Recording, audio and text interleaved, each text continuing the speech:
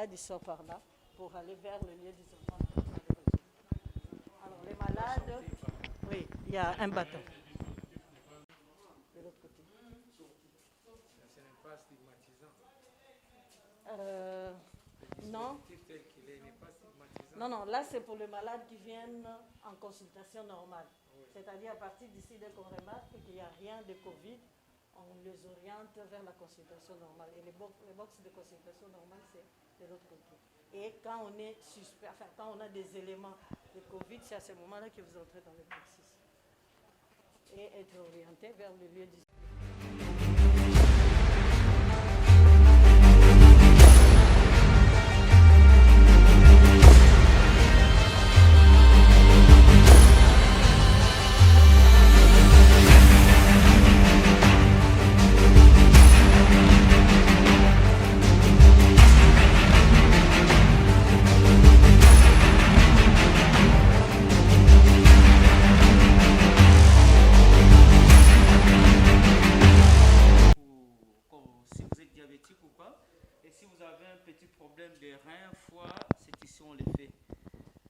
Biochimie, et c'est ici où nous faisons maintenant les analyses de Covid. Vous pouvez entrer sans rien toucher, c'est pas un problème. Non, merci. Non, on regarde à distance. Nous commençons par l'enregistrement. C'est dans cette trique ici à l'intérieur pour se protéger. On donc se protège ici en travaillant comme ça. Et ensuite, l'échantillon est inséré dans cet appareil qu'on appelle GeneXpert Modi. Donc 4 échantillons qu'il faut insérer là. Donc après 1 heure on change, après 1 heure on change. Donc par jour on peut faire seulement 24. Oui. Si on travaille 8 heures du temps. Alors c'est là où nous avons un problème. Si nous avons un appareil par exemple des 16 modules où on peut lancer 16 échantillons, ça peut nous aider. Et cet appareil nous aide aussi à faire les analyses pour la tuberculose et les VIH. Donc si la tuberculose et le VIH est programmé aujourd'hui, nous les gens de Covid, nous ne travaillons pas. 16 échantillons qu'on peut lancer, là nous serons vraiment dans les bons. Pour ne pas faire traiter les échantillons. Ok. Donc, qu'est-ce que vous avez dans votre dépôt Covid?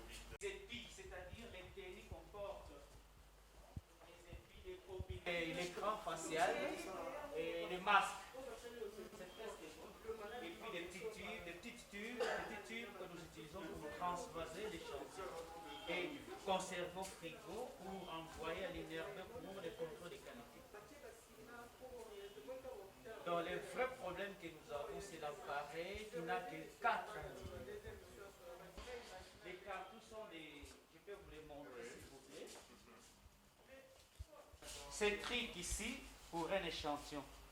Et tout se passe ici. Quand vous voulez lancer, vous utilisez combien de cartouches? 4. Un tour. Pour un tour, 4 cartouches. C'est ça les chambres. Vous voyez ça? Tout comme ça. Par série. Oui. Première série 4, deuxième série 4, ainsi de suite. Mais si on lance par exemple 16, parce qu'il y a des GeneXpert qui ont 16 pour 16 cartouches, 32 même cartouches. Mais de préférence, si on a des 16, ça serait une bonne chose pour nous. Voici les cartouches qui sont presque épuisées, même à l'INRB. Presque fini, donc nous avons besoin de ça pour aller vite. Sinon, nous allons reprendre le système d'envoyer les échantillons à l'INRB. Si on envoie à l'INRB, ça va prendre beaucoup de temps. D'accord. Pour le moment, vous répondez après combien de temps? Bon, en tout cas, si on n'a pas beaucoup d'échantillons, même 2 jours, 1 jour, 2 jours, ça dépend de la ligne que nous avons. D'accord. Oui. Maintenant, vous avez combien d'échantillons en attente? En attente, on peut avoir, je pense, 1, 2, 3, 30. 30 échantillons qui attendent l'analyse. Bon, nous sommes en train de travailler jusqu'à X temps. Peut-être ça va rester 14. Mais il y a un lot d'échantillons qui vient d'arriver de la prison. Alors, on ne sait pas, je pense qu'on va envoyer ça à l'INRB. Au lieu d'utiliser d'utiliser encore les cartouches. Les cartouches maintenant sont réservées pour les cas d'urgence, les cas très suspects. Mais les restes, en tout Et cas, le cas de la prison, vous avez reçu combien d'échantillons? c'est combien? Maintenant, 36 échantillons 36 aujourd'hui. échantillons Oui, 36. Et c'est prélevé sur base des cas de présomption ou bien c'est un Des dépistage? cas Contact. Des codes détenus dans des mêmes pas. Bien. Une autre préoccupation, donc tous les dispositifs, vous les avez et vous pouvez répondre. Il y a des véhicules pour les contacts avec l'INRB, il y a un mouvement de véhicules. Bon, en tout cas, les chefs, les CD, les chefs de division programment s'il y a beaucoup d'échantillons, on peut aller. Et si dernièrement on nous a appelé pour aller voir, pour aller retirer 240 cartouches, mais qui tend vers. Bon, nous avons déjà. Il voulait savoir la réponse, c'est vous qui êtes venu avec la réponse qu'on ne peut pas être approvisionné avant septembre. Ah, Quelle était la raison? Bon, je ne sais pas, il paraît que c'est beaucoup utilisé dans le monde, même les jeans experts, pour en avoir, il faut une commande d'avance. Et c'est vers le mois de septembre qu'on peut avoir une quantité de même de cartouches. Est-ce qu'à l'heure actuelle, ils ont déjà commandé et qu'ils ont la réponse que c'est seulement en septembre? Ou bien ils n'ont pas encore commandé, ils sont dans les nuages des... Jusqu'au moment opportun. D'accord, donc...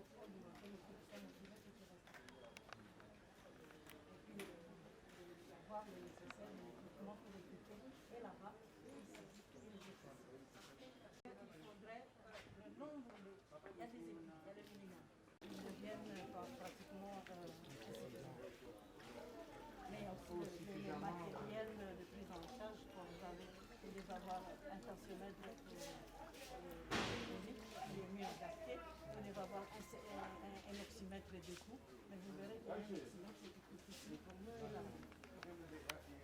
Alors, il y a ici, c'est des dépôts de malades.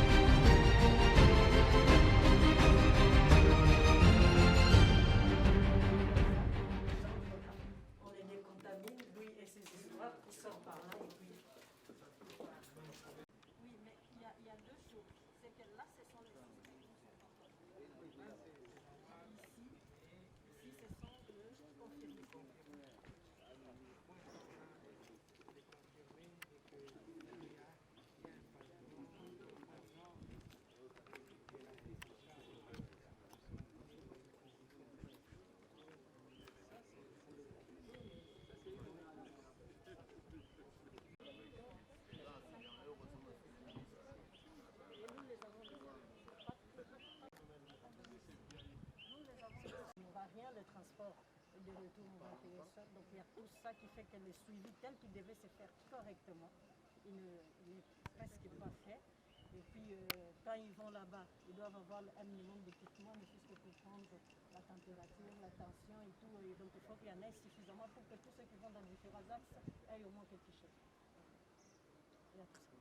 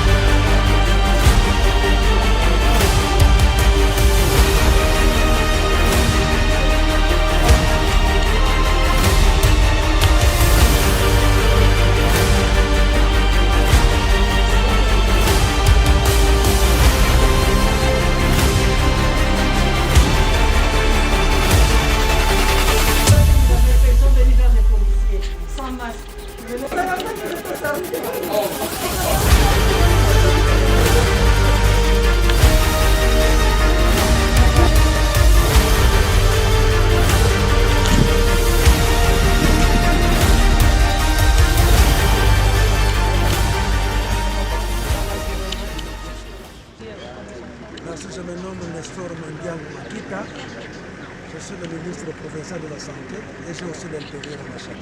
Mais je suis flatté, je suis très content parce que j'avais suivi les ordonnances signées par le chef de l'État et je savais déjà qu'il y avait ces fonds qui étaient mis en place. Et aujourd'hui, il y a une équipe qui est venue nous évaluer pour voir ce que nous faisons dans la province, dialoguer et voir quelles solutions trouver pour le transport de la province. Mais il fallait s'assumer puisqu'on savait déjà, la maladie avait commencé dans d'autres pays, dans d'autres mondes, en Europe, et nous on attendait. Voilà qu'au départ, peut-être on était un peu distrait en croyant que l'homme noir ne pouvait pas être atteint, mais voilà que nous serons surpris à Kinshasa et ça va alerter tout le monde. Et à partir des premiers cas qui s'étaient apparus à Kinshasa, la province avait déjà pris des dispositions pour barrer la route. C'est ça que je suivais même la présence de notre checkpoint situé au niveau de Mité. Mais au-delà de tous ces efforts, vous voyez l'importance du Congo central dans le pays. C'est une province économique parce que tout le monde court vers la province parce qu'il y a un port et on sentait déjà le danger. Et on avait repoussé, mais finalement, au mois de juillet, d'avril, la province sera touchée. On était préparés, mais on ne pouvait pas se dire que nous sommes capables de faire tout impossible. Il fallait travailler avec les uns et les autres pour voir comment contenir les assauts du coronavirus. Excellence, nous avons appris que le laboratoire Covid-19 qui est installé ici, au sein du laboratoire provincial de référence de Kinkanda, souffre de l'insuffisance de cartouches pour examiner les échantillons Covid-19. Comment est-ce que vous le voyez? Mais c'est une préoccupation. Les besoins étaient exprimés dans beaucoup de provinces, vu le retard que connaissait l'analyse des échantillons au niveau de l'INERB. Voilà que nous étions autorisés à faire ces analyses sur place ici. Mais il y a des facteurs qui ne dépendent pas de nous. Par exemple, les achats de cartouches, comme d'autres mêmes matériaux spécialisés. ça nous vient de Kinshasa. Donc nous subissons les effets de Kinshasa. Et quand il y a rupture, ça doit nous déranger. Mais on ne peut pas aussi croiser les bras. On doit se référer auprès des uns et des autres pour que ça nous arrive. Et voilà qu'aujourd'hui, une équipe de fonds est sur place et nous présentons nos problèmes pour que cette équipe puisse voir quoi faire par rapport à la province du Congo central, parce que nous avons les personnels qualifiés pour faire le travail. Mais au niveau des intrants, parfois nous avons des difficultés. Donc c'est ensemble que nous devrons chercher les voies et moyens pour que nous puissions nous être équipés en intrants et résoudre les problèmes. Merci madame. Moi c'est le Dr Patricia Matondo. Je suis la responsable de la prise en charge provinciale du coronavirus, Covid-19. Dans l'ensemble, nous avons eu à effectuer la visite avec vous. Vous avez vu à peu près ce que nous essayons de faire dans la prise en charge de ces malades. Nous nous sommes impliqués à venir avec toute notre volonté dans cette lutte contre cette pandémie. Et nous nous efforçons de faire tout le nécessaire pour non seulement traiter nos malades, mais limiter au maximum l'expansion, sinon la continuité de cette pandémie, surtout dans notre province en particulier et en général dans le pays. Alors, dans notre prise en charge, vous avez suivi, nous avons le minimum qu'il faut pour prendre le malade en charge et nous essayons de faire avec. Nous avons réussi à sortir beaucoup de malades de leur état, même de malades sévères, comme on le dit. Mais nous avons quand même beaucoup de difficultés aussi pour arriver à prendre correctement, sinon complètement en charge nos malades. Il y a beaucoup de petites difficultés. Son Excellence, Monsieur le Ministre vient de le dire, pour lesquelles nous aimerions être secourus à un certain degré pour arriver à les résoudre et continuer à prendre le mieux possible en charge nos malades. Ils sont actuellement guéris à plus de 100, même s'ils est déclaré sur base des résultats des laboratoires ne sont pas 61, mais ils sont une centaine à être guéris avec nos moyens et les petits efforts que nous avons faits. Nous pensons que si on nous vient en aide tel que nous avons vu, nous pouvons faire mieux, sinon sortir tout le monde de son pépin et continuer à minimiser la morbidité telle que la mortalité, la morbidité et la mortalité, telle que vous l'aurez remarqué, sur 327 malades, nous n'avons eu que 36 décès. Et plus de décès communautaires. C'est-à-dire les malades sont arrivés eux-mêmes tard à l'hôpital et le temps de les prendre en charge, ils sont décédés. Mais pour tous ceux que nous avons pris en charge, qui sont venus à l'hôpital, nous n'avons eu que 4 décès. Donc c'est dire que nous faisons quand même du travail. Si nous avons plus que ce que nous avons par rapport à la prise en charge des malades, du point de vue matériel, intrant et tout, nous devons faire sortir presque tout le monde. Merci madame, c'est notre première lutte. La première lutte pour dire que la meilleure prise en charge, comme je l'ai dit toujours à ceux que j'ai eu à briefer ou à contrôler, si on veut bien guérir le coronavirus, il faut ne pas l'attraper. Donc le meilleur traitement pour le coronavirus, ce n'est pas l'attraper. C'est-à-dire observer toutes les mesures barrières. Pour ne pas l'attraper, il faut être convaincu qu'elle existe et savoir comment l'éviter.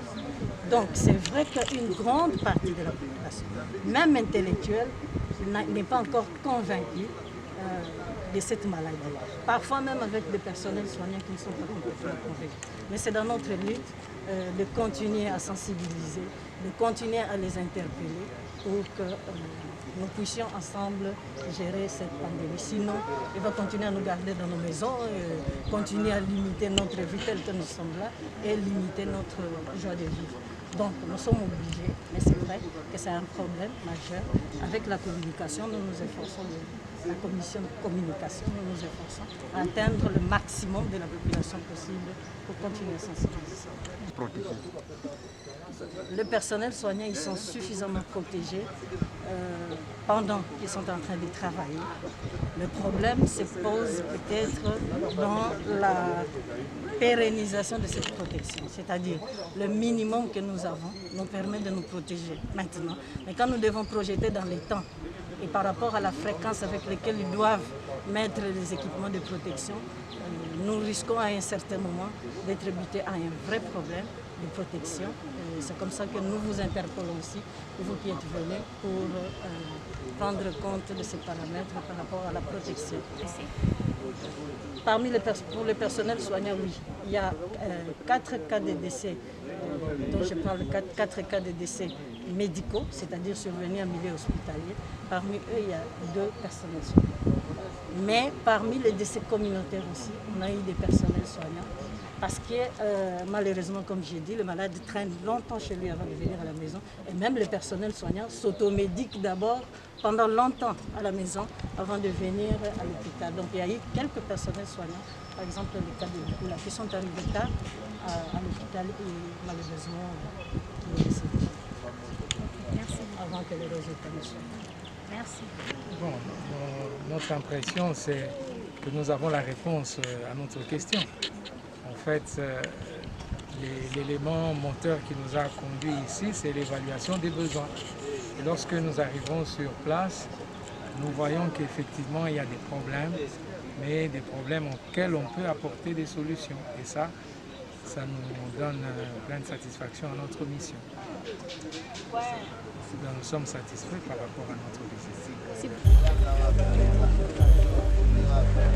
Merci.